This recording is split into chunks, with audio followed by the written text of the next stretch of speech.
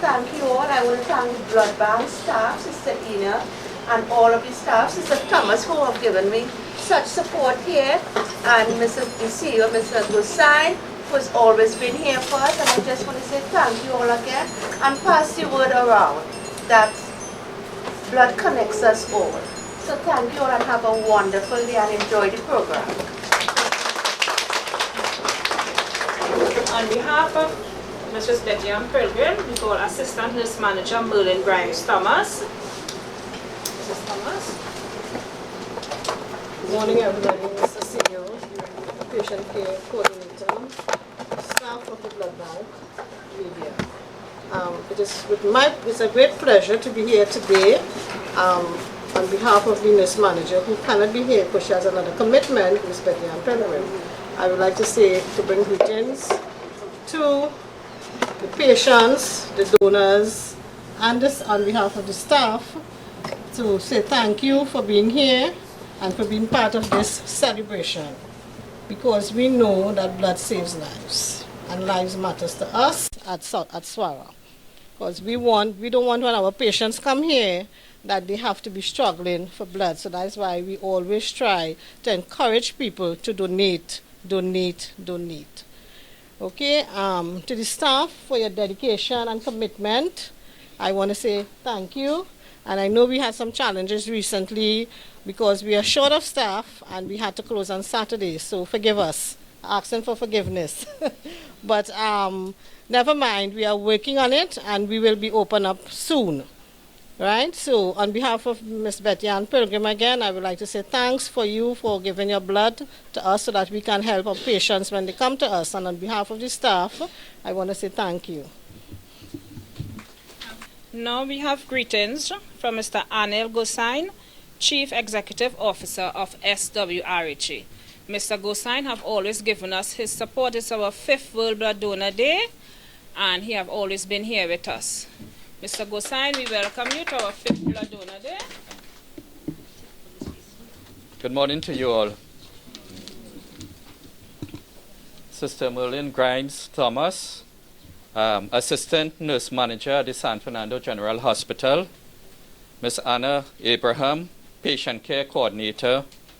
Distinguished presenters, volunteers, members of the media, ladies and gentlemen. I am honored, as I have always been in the past 5 years, to be here with you here today as we recognize another World Blood Donor Day. This day was established in 2004 and is celebrated throughout the world on June 14th. It is our day we all can contribute towards saving lives. As you were told by Nurse Anna, on Sunday, everyone flocked to all the Orlando hospitals to give blood. But we are fortunate in that we have voluntary blood donors who will give blood freely, and we hope this continues.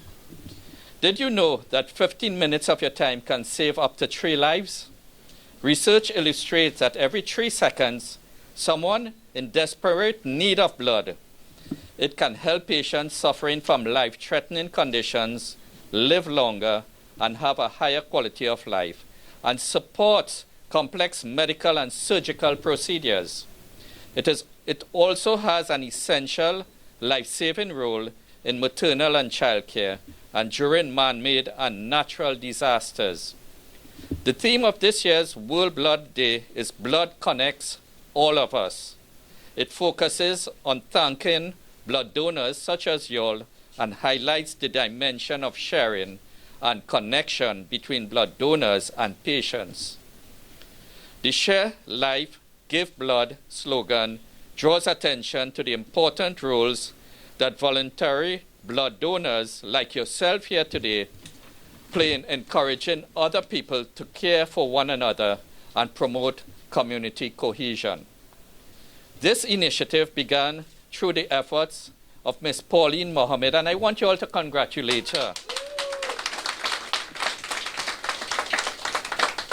Our very own enrolled nursing assistant here at the blood bank in order to recognize donors who voluntarily give blood. This blood drive has encouraged a lot of persons, both young and young at heart, to become regular donors. We at the Southwest Regional Health Authority thank you and the hard work of the staff of the blood bank for continuing this initiative. This blood drive is successful today because of all of you here. The statistics for 2014 demonstrate that 5,429 donations were received after screening, with 554 being voluntary blood donors. For 2015, stats display 5,442 donors, 549 being voluntary. As you see, the figures have not moved that much, yet demand for blood continues. We are grateful for your contribution, but we still need more blood. We are also proud to state that our blood bank is the only center that opens on a Saturday for your convenience. However, this service was recently temporarily suspended and shall recommence soon. We at the SWRHA are dedicated to our patient needs, and with your help, along with our staff, we are successfully delivering results and care. I encourage you all to save a life by donating blood, not only today, but whenever you can contribute to saving a life. Today's function intends to express gratitude to frequent contributors for their life-saving and relentless contribution towards saving lives. Together with expressing our gratitude, we want to strongly appeal to those who are capable of donating blood to do so, as it adds to the value of one's life. Every year, there are approximately 107 million blood donors internationally, and 65% is given towards saving lives of children under the age of 5 in developing countries. The importance of donating blood cannot be summed up in a few words, but it can mean so much to the one receiving it and their families. I once again thank all contributors, prospective donors, and staff for coming out today, and hope to gain your constant support in coming years. This is not only about giving blood, but a life and a death situation for one in need. I encourage you to continue. Share life, give blood. I thank you. To see you. Anybody could tell me the theme of this year, the theme this year for Blood Donor Day? It was mentioned.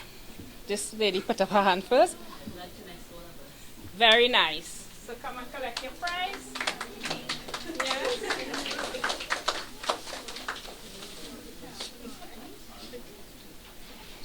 Ask Mrs. Thomas to give you your prize today.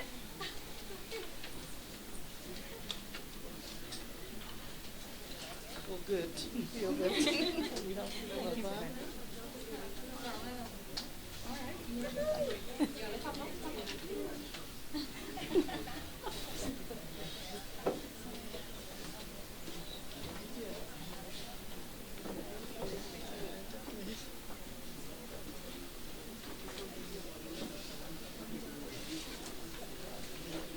Okay. We have a change in the program. There will be no song unless one of the donors who could sing would sing for us. Nobody? Okay. So, nobody going to sing for us? Mr. CEO, you will do a song for us? Okay, we have Ms. Lauren Cotier and her staff from the laboratory services to give us a small presentation.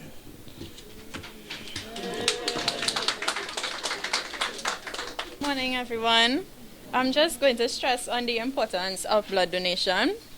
Blood donation is one of the most significant contributions that a person can make towards society today. It is not harmful for an adult person to donate blood. The body of the donor can regenerate the blood within a few days, and it poses no threat to the metabolism of the body. An ailing body needs blood for various reasons. For example, a patient may be attacked with anemia, have undergone an operation, or may have met with an accident. And we have a small chart here y'all could look at. But such a patient may die for want of blood as it is not always available. Even a pregnant mother may need blood in case of an emergency situation. Blood has 4 groups, namely A, B, AB, and O. The required group must be the same as each patient's group while transfusing, otherwise there may be life-threatening complications. The man with the O positive blood group is commonly called the universal donor, as the people having other blood groups can accept it. On the contrary, the man with the AB positive blood group is commonly known as the universal receiver, as he can accept all groups of blood. Blood can be stored for a limited period of time. This is why the blood bank needs a steady and constant collection. Nowadays, public awareness is much needed to donate blood. Our blood bank is always in need of your blood donation to help save lives. Blood donation is our human duty. Our body does not get affected if we donate blood. The body can repair the loss of blood within a few days.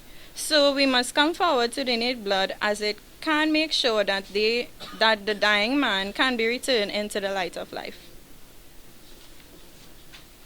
Hi, morning everybody.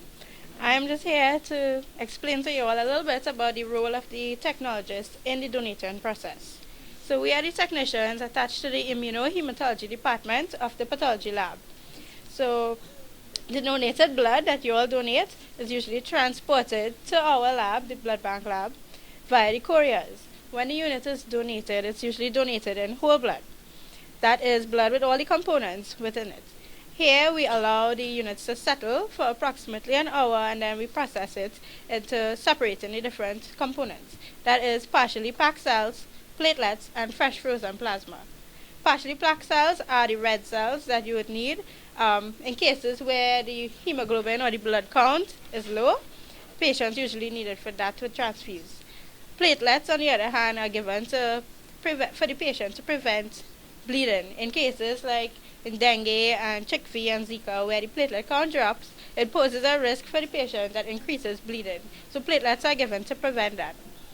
Fresh frozen plasma is often given to replace plasma volume in the blood to prevent bleeding by introducing more clotting factors. For example, in burn victims who lose significant amount of fluid, they'll require fresh frozen plasma to replace the excessive loss of fluid. So here you can see from one donated unit, 3 separate components can be received, and these 3 components can go to 3 different lives and save 3 different lives. These components are then stored appropriately and tested before they can be issued to patients. Now when you're donating blood, you'll see that the nurse takes 3 vials of blood, a purple top and 2 red top. These tubes then go to 2 destinations. The purple top comes to us in the blood bank lab, where we process the blood type and other tests such as indirect Coombs. But the other 2 red top tubes, that goes to NBTS in Port of Spain, that is National Blood Transfusion Services. They are the institution that does all the serological testing for all blood banks nationwide.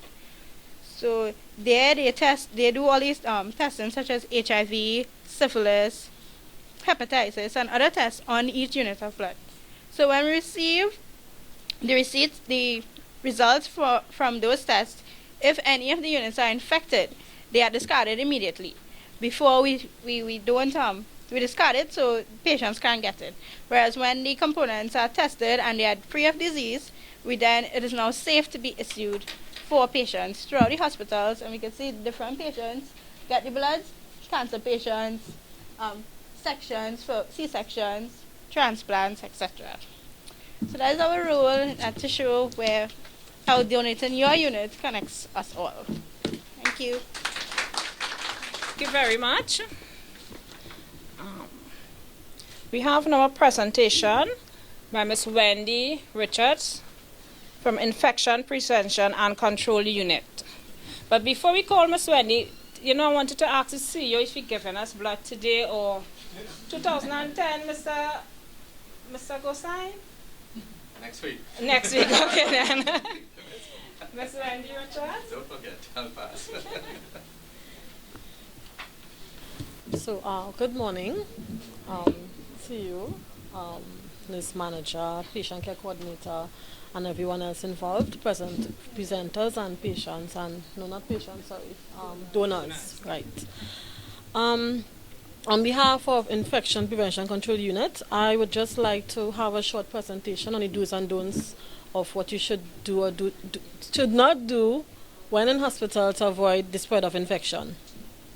So, getting into it, firstly, we should wash our hands with soap and water at all times. When getting to the hospital, before you touch your patient, you should wash your hands. Before entering and leaving the ward, your hands should be washed as well. After using the toilet, of course. Avoid visiting if you have a viral infection or an infectious disease. We would not like you to spread this disease to this patient who's already compromised. Cover your nose and your mouth when coughing or sneezing with a tissue. Avoid sitting on the patient's bed. I'd like to reiterate that again. Avoid sitting on the patient's bed, because plenty of times, we come to visit our families and, you want to feel the love. So you want to sit on the bed and hug and all of that. But we try to avoid that because you could actually pick up some infection from that particular patient, or you could transmit as well. And also we would like visits by adults and children should be limited or restricted when necessary. So if you have a baby as well, you shouldn't really come to the hospital unless you have to, right? Because it's a little baby. Visitors should follow all the guidelines. Like if you have a patient who is in the isolation room and the staff asks that you wear gowns and gloves or anything like that, we would ask that you adhere to those rules as well, because rules are meant to be followed to protect you and to protect your patient. Smoking, of course, is prohibited on the compound. All health places, you should not be smoking at all, right? Place bottles and paper and items in black garbage bags. So when you have general waste, like if you bring food or if you're drinking in something, please adhere to the proper disposals as well. We have bags lined with red bags to put disposable diapers and vomit bags and stuff in. And we also have the black bags to put general waste that the general population would use. Fresh flowers and potted plants and latex balloons are not permitted in the hospital. Even though we want to celebrate birthdays and all of that, we should not bring those things in the hospital. Those are foreign substances. The pots, everything, they can hold infections. So coming to the hospital with that would not really do well for your patient. Keep the bedside locker tidy and clutter-free. So we don't want to bring nothing unnecessary for a patient unless it's needed. What I would like to do, before I close as well, we'd like to do a small presentation on proper hand washing techniques. So I'd like to ask my friend in front here, I don't know what is your name, if you could be my presenter, yes, and follow 6 steps of hand washing. These are the steps here, right? So we hand wash with, you can go through that. So you can hand wash with water and soap, and as well as we have hand sanitizer throughout the entire hospital. I'm sure all of us, we saw that already, right? So just open your hands. So this is what we do properly. First step, palm to palm. You want to do it hand for right. Face down to right. So palm to palm, right, that's one. The second one, interlocking like that. Hands open like this, now together. Right. That's 2. Step 3, back to back. Inside. Like that. Inside. Right, good. Right, step 4, we go like this. Right, that's step 4. Step 5, we want to get a hold of the tongue. So put the whole hand around the tongue like this. Right, and coming down like that. Same thing on the other side. Step 5, we're going in like this to the center. Right? We reach step 6 already? We do this one already? This one was this one. Right. So 6 steps of hand washing. So you all would remember those steps. I see my friend doing it in the corner there. Would you like some hand sanitizer? No? Yes, the guy with the red jersey. Yeah? No? Well, I'm glad to see that you are interactive in the session. But this is what we do. So what happens is that you would wash your hands and think it is clean, but it is not. So, but if you follow these 6 wonderful steps, then your hands should be clean enough to visit your patient. And after this visit, when you wash your hands again, you should not be leaving with any infection. So I thank you very much for your time, and thank you again for giving blood. I'd like to pay recognition to Mr. Suresh Debadine. He's one of our oldest registered voluntary blood donors. Suresh, you could tell the audience how many pints of blood, how many units of blood you have at present? How much? We have 47 and still climbing. So, Suresh's plan is to give at least 60-something units of blood. Okay? So we could give Mr. David a round of applause.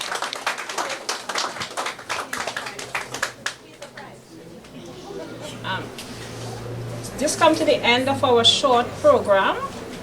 I'd like to thank Mr. CEO, Mr. Anil Goldstein, Assistant Nurse Manager, Mrs. Merlin Grimes-Thomas, our Patient Care Coordinator, Ms. Abraham, our other Patient Care Coordinator, Mrs. Ramuta, the donors, the members of the public who came here today unknowingly to save a life. And today you're saving 3 lives because we're doing triple bags today, which means you're going to be saving 3 lives. Not so, miss. Okay, so you didn't just come to save 1 life, you're going to be saving 3 lives today. Alright, and the donors who come in for the first time to give for somebody, that is called elective, we encourage you all to become voluntary blood donors. Right? Give generously, give voluntarily. I'd like to thank my staff for their participation, their involvement, our dedicated service, especially to World Blood Donors Day, for their support. The members of the media, thank you for coming out. Okay. All right. Dr. Chatugan is here, our medical director of SWRHA. So we welcome Dr. Chatugan and you might participate this morning. Thank you. Thank you very much. Good morning. Thank you all very much. It's a wonderful day, a day that we could talk about giving blood. You know, ladies and gentlemen, every now and again I visit an ashram in South India. It's an ashram where medical services are provided free for the poor so that they don't have to pay anything. And there they talk a lot about giving blood, and they say that they call blood liquid love. The hospital, of course, was formed by someone who is revered as a very great spiritual phenomenon such as Sai Baba. And he has taught that blood is one way of showing love for the people. As you know, all the spiritual masters say to live in love. Start the day with love, spend the day with love, and end the day with love. All the spiritual masters, whichever one you worship. And he said there's no better way to give the gift of life than by giving blood to those who need it. Here at the San Fernando General Hospital, we do a lot of surgeries, an average of approximately 1,000 elective surgeries per month. That's quite a lot, eh? Some of these patients do need blood. Not all of them, but I want you to know this, and you must spread this around, that nobody here who needs surgery is compelled or forced to get blood donors. If you need to have your surgery, and if you can get blood donors to help us, wonderful. We are grateful to you and we appreciate you. But if you can't get blood donors, know this, your surgery will not be denied. We will still do your surgeries for you. But nonetheless, we still ask you, if you can help us to get people to donate blood for us so that we have blood in store for those patients who come in as an emergency, for example, off the streets and who need blood, so that we can give them the blood that they need. So it's a wonderful day, and if you can encourage people to come forth and donate the blood for the patients here at the San Fernando General Hospital. It's a big hospital, as you know, 750 beds. But the difference between a public healthcare institution and a private one is that the public healthcare institution looks after the poor, the downtrodden, the diseased, the disadvantaged. These patients can't go privately. They can't afford it. It's too expensive. So they come here, and that's where they should come. This is what we call a temple of healing, a hospital is, and it is here that they should feel free to come for us to look after them. So, yes, we need blood, and if you can help us to encourage people to come forth and donate blood to us, we will truly be grateful and appreciative, and those who give would have earned themselves God's grace. Thank you all very much. Thank you, Dr. Chattergoon. What a delightful end to our program today. Appreciate everybody for your presence. The donors who are waiting to give blood, thanks for your patience. And see you next 3 months who are here today. Men, ladies next 4 months. So thank you very much.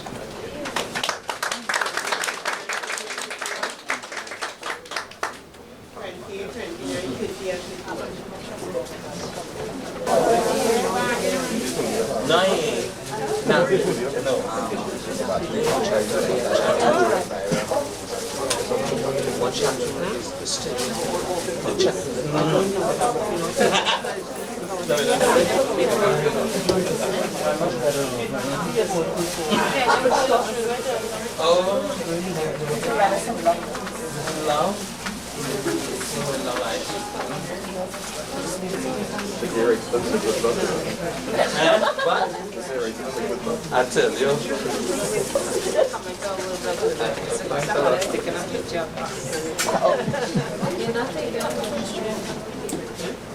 Right, you got it? You have to move for me, you know. Yeah, I take moving pictures. Okay, yeah. Oh, we have coffee.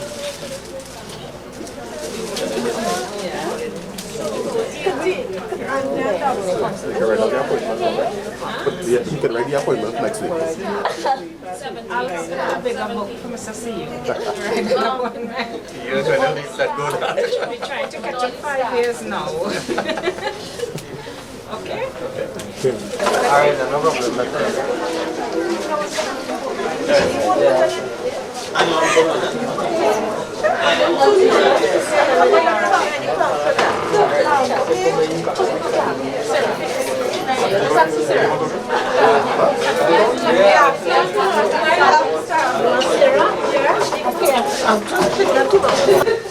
Something like that. Yeah, only confidence, so I should take a side chick. Yeah. No, just be some of them. Just a little back. So you're not volunteers, right? We have volunteers. Approximately about 50. Regular volunteers, about 20. 50, 20. Yeah. Maybe more volunteers, but not very regular volunteers. So how often can someone give blood? Males could give every 3 months, females 4. So is there currently a shortage of blood in the Ababa? I cannot answer that question, but we get blood donors every day. Well, we know there's a shortage of blood, right? So what's basically the daily or the weekly needs? Like how much blood you would need? We would not be able to answer that. The lab deals with the amount of blood, dispensing the blood. All we do is take the donors here, actually do the blood donation, we send it to the lab. The lab do testing, matching, sending out to the wards, so they would be able to answer that question. Say like, let's say on average per day, how much people might walk in to get blood?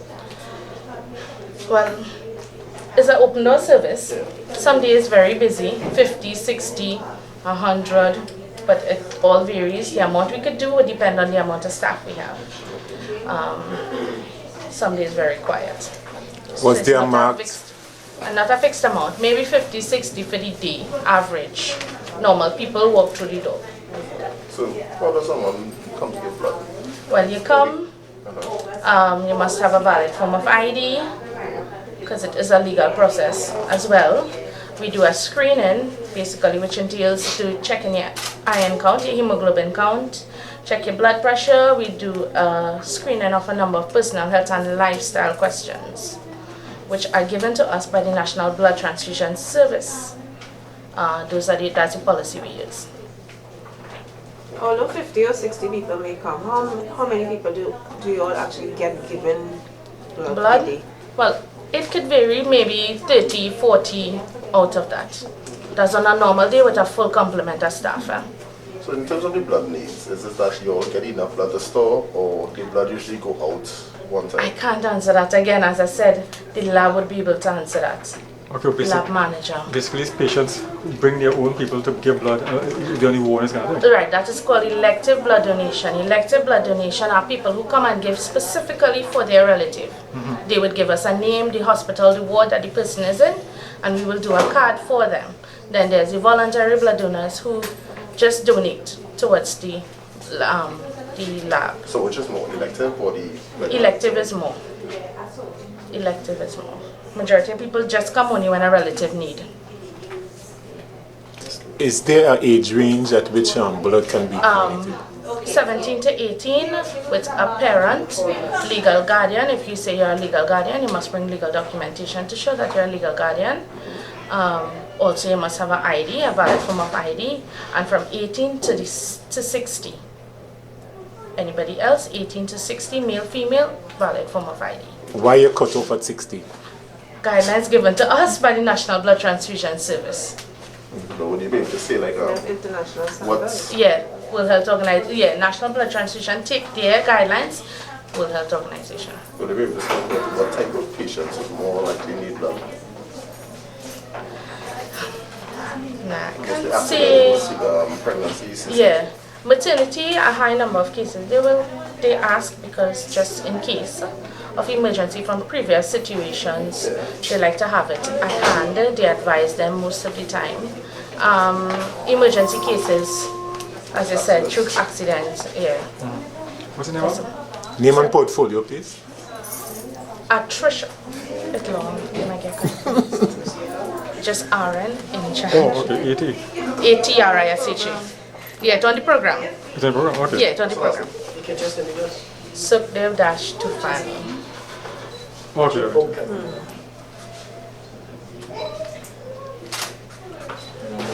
Okay. If you bleed over the staff is there.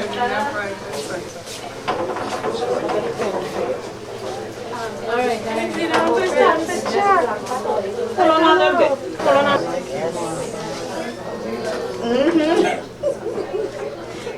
just